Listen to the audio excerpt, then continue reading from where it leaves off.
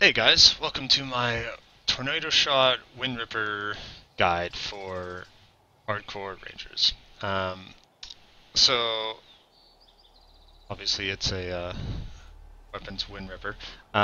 So the build basically revolves around using blood magic with Tornado Shot, with gems that help that, and we run four auras. Um, it's Herald of Ice, Herald of Thunder, Wrath, and Anger.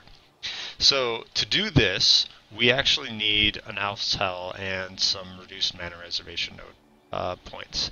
Um, so we run Anger and Wrath in the Alpha's Hell, along with, I believe you need a level 17 reduced mana to run all of them.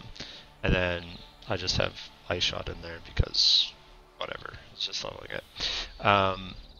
And then on the quiver side of things, we have a Jewel Neck. I really like the utility brings, the utility that Jewel Neck brings. You can use a crit chance, crit multiplier, life quiver, and you can try and corrupt it for a +1 additional arrows. If you got that, then you could run LMP instead of GMP on your Tornado Shot, which would boost the sheet DPS by quite a bit. But I had a Drill Knife from before, and I liked playing with the Pierce, so I kept it. Then we have a Queen of the Forest. I really like this chest. It basically gives us a whole ton of movement speed, and it's got high evasion rating. Then we've got Zuri Step Boots for mainly the 15% spell dodge. The movement speed is really nice to have, and it's got a whole bunch of life if you can get a high rolled one.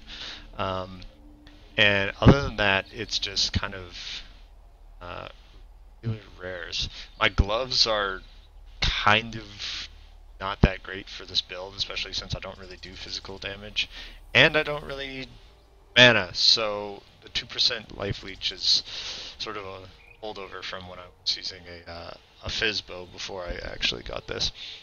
Then the belt is just life, resistances, LE damage. The ring is life, resistances. I couldn't roll LE damage on this ring, so I added 1 to 39 lightning damage. Again, LE damage, all res, life. And on your amulet, LA damage, crit strike multiplier, crit strike chance. Attributes are great. Life if you can get it, res if you can get it. Basically, that's pretty much the gear. So with that, I'm running at 12,000 sheet DPS. Tornado Shot before power charges. We do get 4 power charges because we get a Lyra in Merciless, so we get that extra power charge, which is really nice. And defensive-wise, which I think is sort of where this build shines, we have 54% chance to evade enemy attacks from our evasion. Then we've got 40% chance to dodge attacks from the acrobatics node and its other passives, and then 45% chance to dodge spells, which I think is extremely powerful. That comes from phase acrobatics and the Atziri step boots over here. Basically, what this means is we almost never get hit because we're also using Ondars. So we have like an absurd chance to dodge projectile attacks, and you really shouldn't ever be in range of melee. So one of the great things about the Queen of the Forest is when you're stacking a lot of evasion, you get a lot of base movement speed. Right now, I'm sitting at 56% base movement speed, which is great. I can run around, and that allows me to kite fairly effectively. What's even better, though, is because we have the Queen of the Forest, then Jade Flasks actually can act as Quicksilvers. So I've got 2 Surgeon's Jade Flasks of Reflexes, which means they're almost always up because it's a crit build, and our evasion rating, like, skyrockets. So when I pop this, we go up to 68% chance to evade attacks and 93% movement speed. And because were crit and they're surgeons, then we can actually pretty much always rotate these flasks. And so you should really never be in melee range of anything. So you almost never take any damage. So we stack enough life to basically avoid getting one shot. But that's about it. And my other flasks, I've got a Surgeon's Jade Flask of Warding. Again, Surgeons to keep it up as much as possible, and curses are really nasty. And then a Instant Flask and a Bleed Flask. I should really quality that. Huh. Oops. Anyways, so the particular gems that I'm using is... So you link Tornado Shot with Blood Magic because we're reserving all of our mana, so we need to do that. Because you're using Blood Magic, you need to use Life Leech. And then with Tornado Shot, we've got GMP, Pierce, and Weapon Elemental Damage. If you didn't have a Drill Neck, then go for Weapon Elemental Damage. If you do have a Drill Neck, I would probably go for Pierce. And if you have a 6 length, then hey, you can get both. It's fantastic.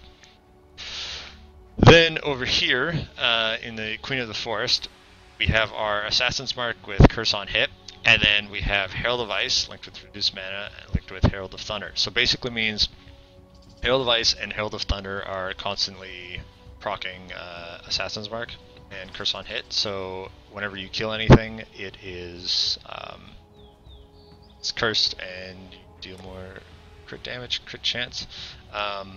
As for the crit chance percentage, we've got 46.2% chance and 320% multiplier.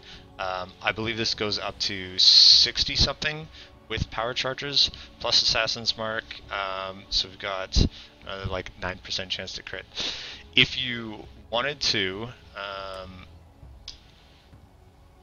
put this right, Malagaras. So Malagaras do a ton of damage. It increases the base DPS by about 2,000, which is quite a bit.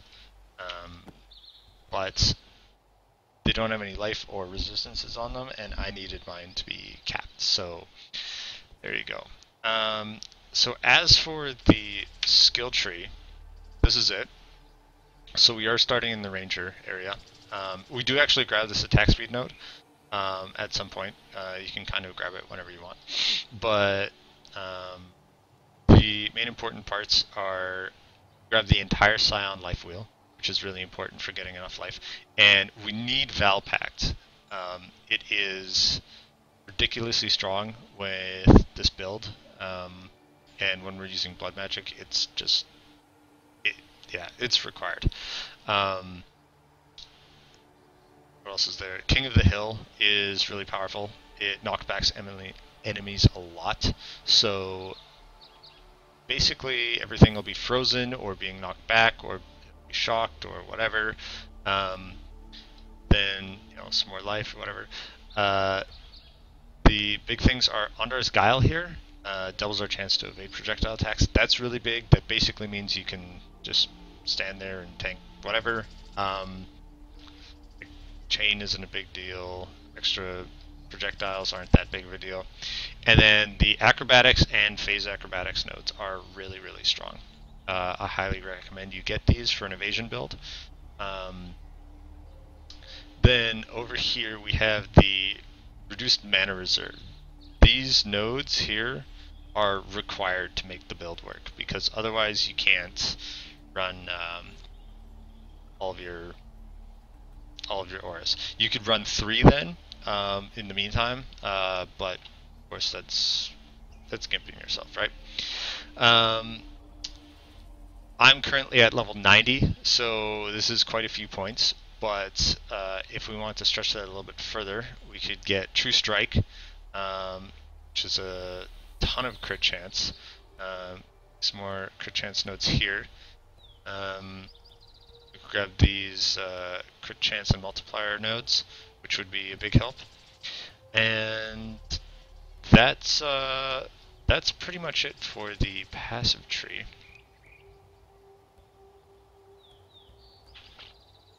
So I've gone ahead and I've got this map to do. I can show you guys the build.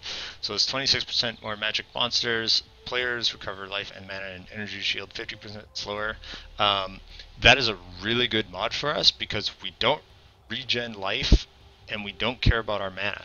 If you can get the mod where players don't regen life or mana at all, then that's even better because that's a ton of free quantity. That's a really hard mod for almost every other class, but it doesn't affect us at all. And the 3 additional projectiles, we don't really care about that because we have such a high chance to dodge it anyways. And then, you know, loss damage and attack speed. So, whatever. So, oh, I didn't go over the other gems. We've got a cast when damage taken setup. I'm leveling another tornado shot here because I couldn't get 3 red on my boots. If you did, you'd throw in increased duration, and a huge plus. And then I've got blood magic with blink arrow for some extra mobility, which is very nice. And then the increased duration with Val haste, which is really nice, like super ability to have, if you will. So let's show you guys the map.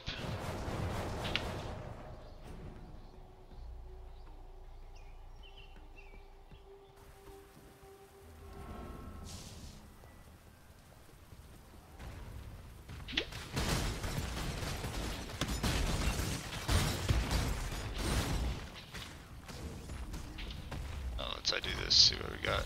Iridiums, Onslaught, sure. So one of the nice things about Blink Arrow is you can do this.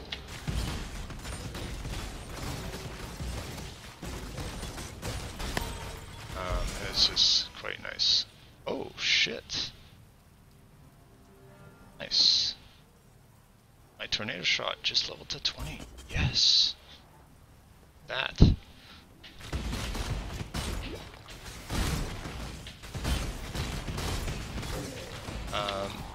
We don't really care about Reflect all that much. Reflect Elemental is kind of a pain, but it's really not too bad. The fact that we dodge so much stuff, it's really whatever. Physical damage, like, don't even notice. So as you can see, pretty much everything is getting knocked back, or frozen. Everything is shocked, so we're dealing like twice as much damage to it anyways, well 75% I suppose. Corrupted Bloodline is kind of nasty, that's why we use our Bleeding Flask.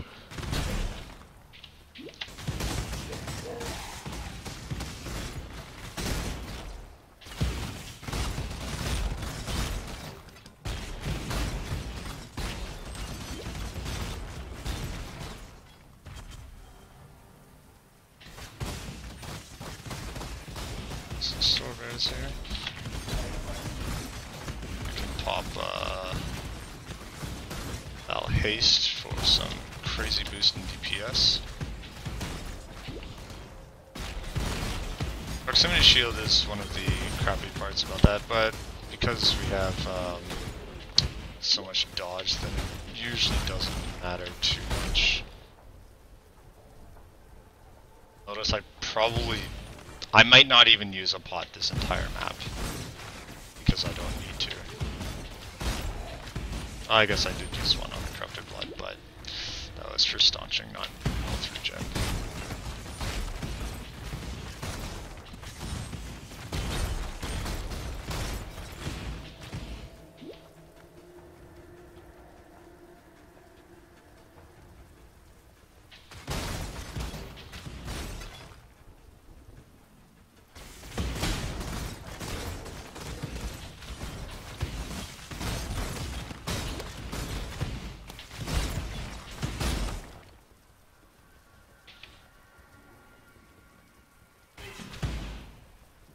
Seems I have taken a wrong turn.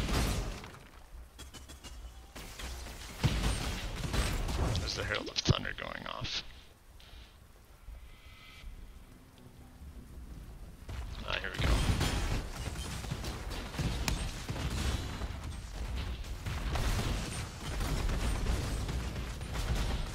So you see with the spell dodge, we can pretty much just stand in the fire. And this is, that was with boss damage and attack speed. So,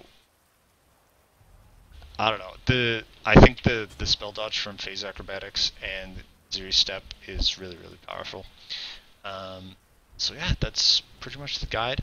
I will say this guide was heavily influenced by Hellman's Windripper guide. Mine is more defensive based, I would say, and his is more offensive. But yeah, go check out his guide and his stream. I'll put a link to both of those in the description. And yeah, thanks for watching.